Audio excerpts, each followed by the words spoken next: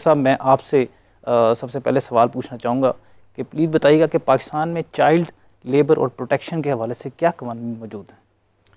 Thank you, बहुत शुक्रिया आगा ज़ुबैर साहब। सर, मैं यहाँ गुजारिश करूँगा कि हमारे यहाँ अनफॉर्चुनेटली कवानीन तो बन जाते हैं जी, लेकिन उन पर अमल दरामद नहीं होता, या हम सिर्फ शायद ऐसे महसूस होता है कि हम कवानीन सिर्फ बताने के लिए बनाते हैं, हम कवानीन पे अमल करने के लिए शायद बनाते ही नहीं हैं। हमारे यहाँ बच्चों के हवाले से कवानीन तो मौजूद हैं कि बच्चों ने पैदाइश से लेकर बालिग होने तक उनके क्या क्या राइट्स हैं। बिल्कुल। लेकिन अनफॉर्चुनेटली अगर हम, जैसे आपने फरमाया कि हम अगर मुख्तलिफ सड़कें देखें, वहाँ इशारों पे खड़े हैं, सिग्नल पे खड़े हैं, बटों पे लेबर के हवाले से अगर देख लें, फैक्ट्रियों में देख लें, इवन घरों में देख लें, तो हर जगह बच्चे जो हैं वो या तो अपना बैगिंग कर रहे हैं या लेबर कर रहे हैं, और इसके अलावा भी और उनकी जो उम्र है उसके हवाले से उनके बहुत सारे राइट्स जो हैं वो वायलेट हो रहे होते हैं। बिल्कुल। बल्कि सो मैं ये ऐड करता चलूँ कि हम तो जो हमारी गार्डियन कोर्ट्स में जो बच्चों की मुलाकात के हवाले से जी, तो वो एटमॉस्फेयर भी वो फेवरेबल नहीं है उनके हवाले से। तो अनफॉर्चुनेटली जो कोर्ट्स हैं उन्होंने भी इस हवाले से हमारे जो कवानीन हैं उन पर अमल दरामद के लिए कोई ऐसा काबिल कदर कोई ऐसा फैसले जात नहीं किए हैं जो एक जनरली एक सोसाइटी में मैसेज जाए बिल्कुल कि बच्चों के राइट्स क्या हैं, और बच्चों के राइट्स अगर आप किसी तरह भी वायलेट करते हैं तो उसमें आपको क्या मुश्किल पेश आ सकती है। आपकी कोर्ट जो हैं वो या लॉ इन्फॉर्मेशन एजेंसीज हैं उनका किरदार इतना इफेक्टिव नहीं है जो किसी के दिल में कोई डर हो। बिल्कुल। गो के बच्चे जो हैं, बच्चे जैसे हम कहते हैं, रवाजन कह देते हैं कि ये हमारा मुस्तकबिल है। जी बिल्कुल। तो हम अपने मुस्तकबिल को किस तरह हम जो है बुरी तरह जो है वो निगलेक्ट कर रहे हैं। बिल्कुल। जबकि जो काफ़ी सारे सिविलाइज कंट्री हैं जिनको हम तरक्की पसंद मुल्क कहते हैं, वहाँ तो बच्चे को अकेला घर नहीं छोड़ा जा सकता, तो हम तो अकेला उसे सड़कों पे छोड़ देते हैं, हम उसे लेबर के लिए भेज देते हैं। तो इस हवाले से मैं कहता हूँ कि प्रैक्टिकली करने की ज़रूरत है जी।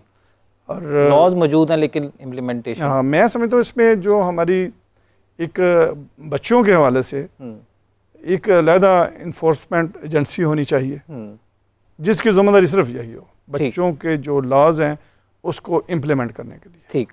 शेख साहब, ये बताइएगा कि पाकिस्तान के कानून में चाइल्ड की क्या डेफिनेशन है और किस उम्र के बच्चे को या क्या कैटेगराइज किया गया, किस तरह से कि कितनी उम्र का बच्चा किस कैटेगरी में आएगा, प्लीज़। शुक्रिया ज़ुबैर साहब। बिस्मिल्लाहिर्रहमानिर्रहीम। एक्चुअली हमारा 2018 का जो जुवेनाइल जस्टिस सिस्टम है जी, उसमें चाइल्ड की डेफिनेशन जो माइनर की है वो जो है वो 18 साल है। ठीक।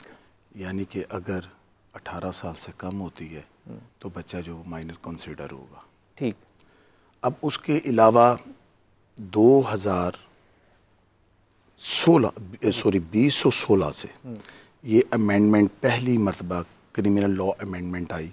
सही। तब से बच्चों से मुतल्लिक जो है वो कवानीन जो है पाकिस्तान पीनल कोड में इंट्रोड्यूस करवाए गए, जिसमें 292 ए बी है हमारा, उसके बाद 328 है, फिर उसके बाद 365 आ गया, 363 64, फिर 300 372 73, इस तरह ये डिफरेंट लॉज, और लेटेस्ट जो है वो 498 PPC CD से लेकर आए तक ये अमेंडमेंट्स आई जिनमें बच्चों को राइट्स दिए गए कि स्कूल टीचर जो है वो दौरान टीचिंग बच्चों को पनिश नहीं कर सकता। अगर कोई बाप अपने बच्चों को निगलेक्ट करता है तो उसकी सज़ा आ गई।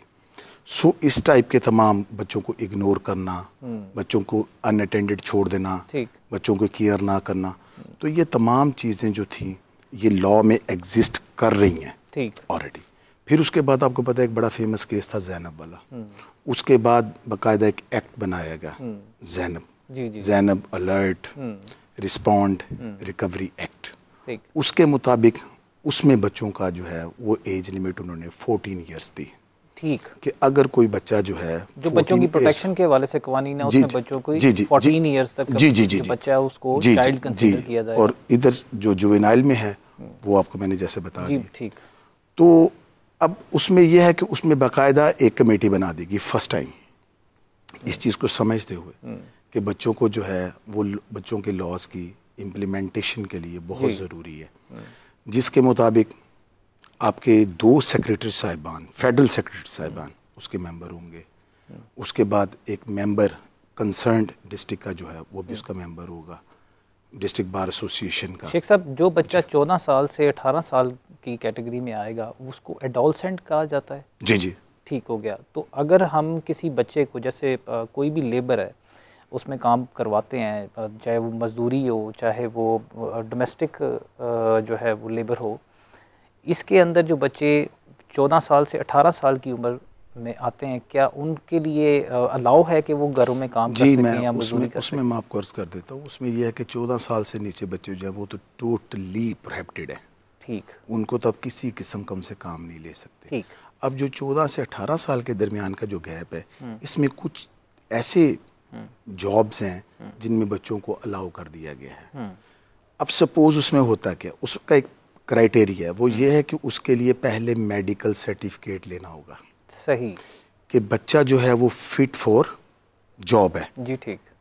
सपोज कुछ ऐसी जॉब्स होती हैं जो बच्चों की हेल्थ के लिए बिल्कुल भी मौजू नहीं होती, जिसमें सांस की बीमारी का खदशा है, बच्चों के जो ऑर्गन्स होते हैं वो उसको एक्सेप्ट नहीं करते। सो मेडिकल जो है उसमें कंडीशन होता है कि पहले मेडिकल लेना ज़रूरी होगा।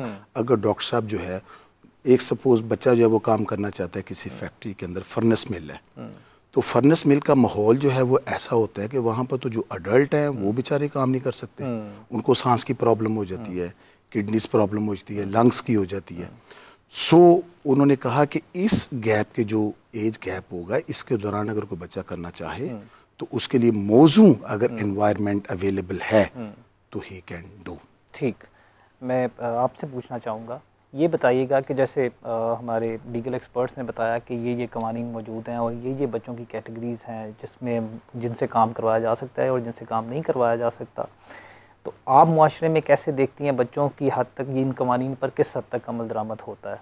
अच्छा, मैं पहले तो छोटी सी चीज़ ऐड करना चाहूँगी एज के हवाले से। अभी जब हम बात कर रहे थे कि बच्चे की एज क्या है, तो पाकिस्तान में जो है वो मुख्तलिफ कवानीन में मुख्तलिफ एज है, कोई एक एज जो है वो बच्चे की डिफाइन ही नहीं है। लेकिन चूंकि पाकिस्तान सिग्नेटरी है UN convention on the rights of the child का, तो उसके अंदर जो है वो ये है कि 18 साल से कम उम्र का कोई भी फ़र्द होगा, चाहे वो बच्चा है, बच्ची या किसी और जिन से ताल्लुक़ रखता है, उसको बच्चा कंसीडर किया जाएगा।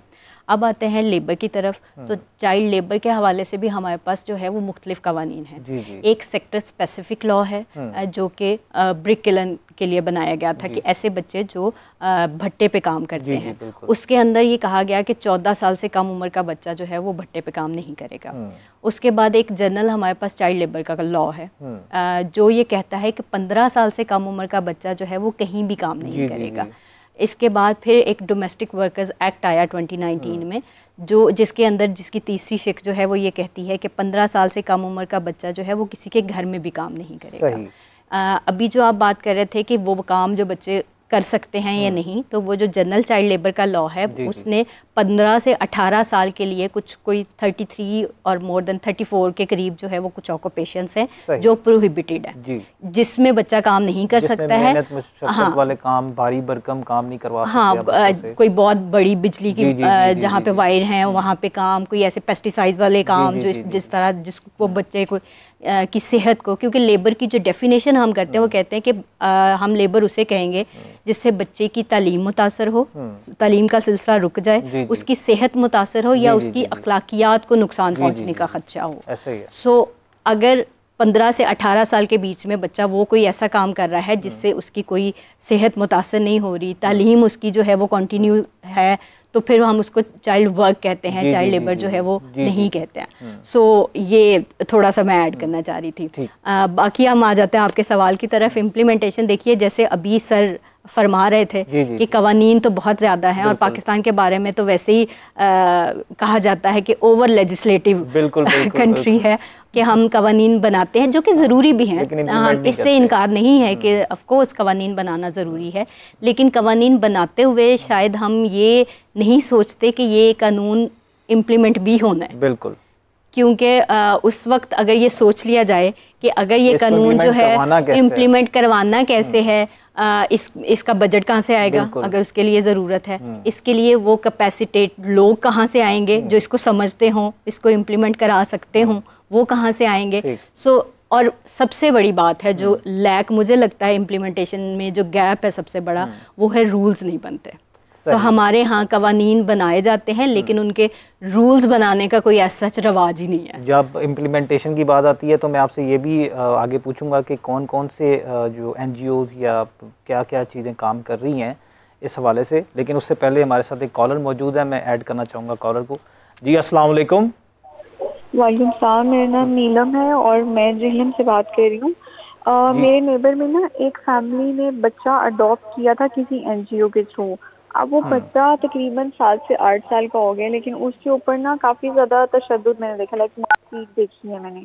मैं ये चाह रही हूँ कि मैं किसी इदारे को रिपोर्ट करूँ ताकि वो बच्चा अपने किसी NGO में या फिर किसी इदारे वाले उसको वापस ले लें, ताकि वो इस तरह की मारपीट से, इस तरह के तशद्दुद से बच जाए। काइंडली मुझे बताएं कि मैं कहाँ पे रिपोर्ट करूँ।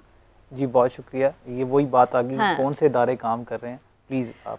बिल्कुल, ये जो केस है इसको बिल्कुल ये कर सकती हैं चाइल्ड प्रोटेक्शन वेलफेयर ब्यूरो, उनकी हेल्पलाइन है 1121, उस पर कॉल करके जो है ये उनको बताएं अगर ये अपनी आइडेंटिटी रिवील करना चाहती हैं कि मैं कहाँ से बात, ऑफ कोर्स इनको एड्रेस वगैरह बताना चाहेगा। नहीं, ये पंजाब का, ये 2004 में destitute and neglected children act के तहत जो है वो एक इदारा बनाया गया था जिसको child protection and welfare bureau कहते हैं। और पंजाब के ये मुख्तलिफ तकरीबन कोई 10 से 11 अजला में ऑपरेशनल है और बाकी जगहों पे जो है वो अभी एक्सपैंड करने जा रहे हैं।